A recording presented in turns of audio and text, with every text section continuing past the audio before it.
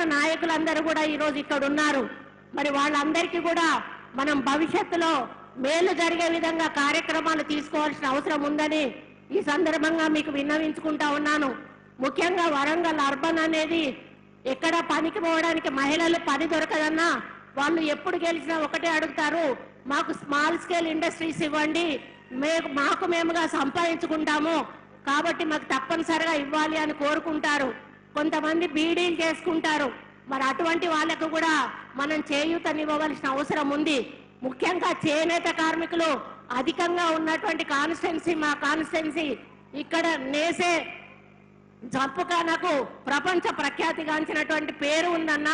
మరి వీళ్లకు కూడా మీ తరఫున ఒక ప్రత్యేక నిధి కేటాయించి వాళ్లకు అన్ని రకాలుగా ఆదుకోవాలని ఈ సందర్భంగా నేను విజ్ఞప్తి చేస్తా ఉన్నాను. మరి ఇదే విధంగా మైనారిటీస్ అయితే చాలా దారుణం. వరంగల్లో దాదాపు 60,000 మంది ఓటర్లు మైనారిటీస్ ఉంటారు. వాళ్ళ ఇండ్లలోకి వెళ్తే ఒకటే రూమ్ లో ఒక 20 నుంచి 25 మంది నివసిస్తా ఉంటారు. అటువంటి దుర్భరమైన జీవితాన్ని గడిపేటువంటి పరిస్థితి ఇక్కడ ఉంది. అప్పుడు రాజశేఖర రెడ్డి గారు ఇచ్చినటువంటి ఇండ్లు తప్పితే, ఆ రోజు ఇందిరమ్మ ఇచ్చినటువంటి ఇండ్లు తప్పితే కేసీఆర్ గారిని ఒక 100 సార్లు అడుగుంటా స్థలం ఉన్న వాళ్ళకు ఒక 3 లక్షలన్నా ఇవ్వండి ఇల్లు కట్టుకుంటారు అంటే మనం డబుల్ బెడ్రూమ్ ఇల్లు ఇస్తాం కదా, ఈ ఇల్లు ఎందుకు అని చెప్పి చాలా నిర్లక్ష్యం చేశారు. కాబట్టి మనం ఏదైతే ఎంచుకున్నామో ఇందిరమ్మ ఇండ్లు, దానివల్ల చాలా మందికి ఈ రోజు మేలు చేకూర్చే అవకాశం ఉంటుంది. కాబట్టి దానిని అదే విధంగా కంటిన్యూ చేయాలని కూడా ఈ సందర్భంగా మీకు విజ్ఞప్తి చేస్తా ఉన్నాను.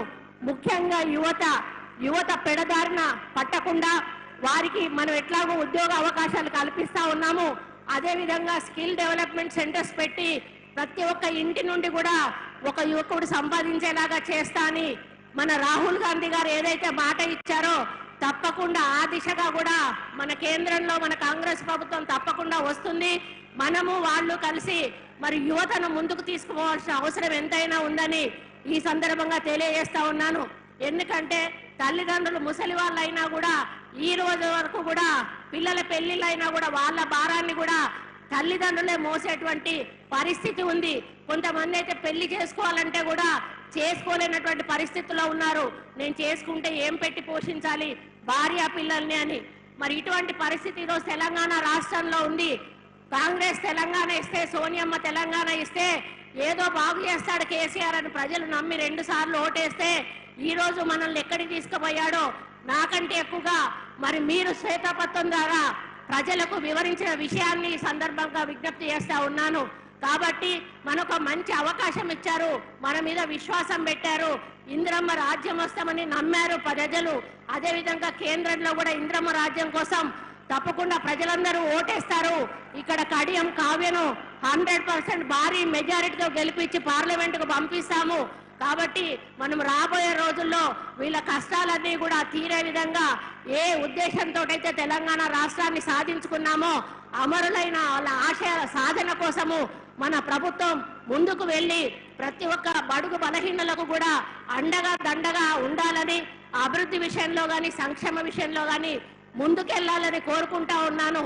నేను టీఆర్ఎస్ నుంచి ఎమ్మెల్యే అయినప్పుడు అండర్ గ్రౌండ్ డ్రైనేజీ ఇస్తా, ఔటర్ రింగ్ రోడ్ ఇస్తా అని చెప్పి ఆ రోజు ఓట్లు అడిగిన టీఆర్ఎస్ పార్టీ ఆ తర్వాత ఆ పని చెయ్యలేదు. మన ప్రభుత్వం అంటూ ఇప్పుడు కేంద్రంలో వచ్చి ఇక్కడ మన ప్రభుత్వం ఉండి తప్పనిసరిగా outer ring road, underground drainage తీసుకురావాల్సిన బాధ్యత మన మీద ఉంది. ఇండస్ట్రియల్ కారిడార్ తీసుకురావాల్సిన బాధ్యత మన మీద ఉంది. ఫుడ్ ప్రాసెసింగ్ యూనిట్ తీసుకురావాల్సిన బాధ్యత మన మీద ఉంది. టెక్స్టైల్ పార్కును డెవలప్ చేసి చేయూతనియాల్సిన బాధ్యత మన మీద ఉంది. ఇవన్నిటిని కూడా దృష్టిలో పెట్టుకొని రాబోయే రోజుల్లో ఒక మంచి డిపిఆర్ తయారు చేపించి దాన్ని అమలు చేసే దిశగా మీరు ముందుకు కదులుతారని, మీ వెంట మేమందరము కలిసి నడిచి ఈ ప్రజల క్షేమం కోసం ముందుకెళ్దామని తెలియజేసుకుంటూ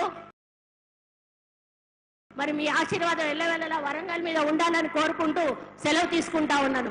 జై కాంగ్రెస్. కడియం కావ్య గారి చేతి గుర్తుకే.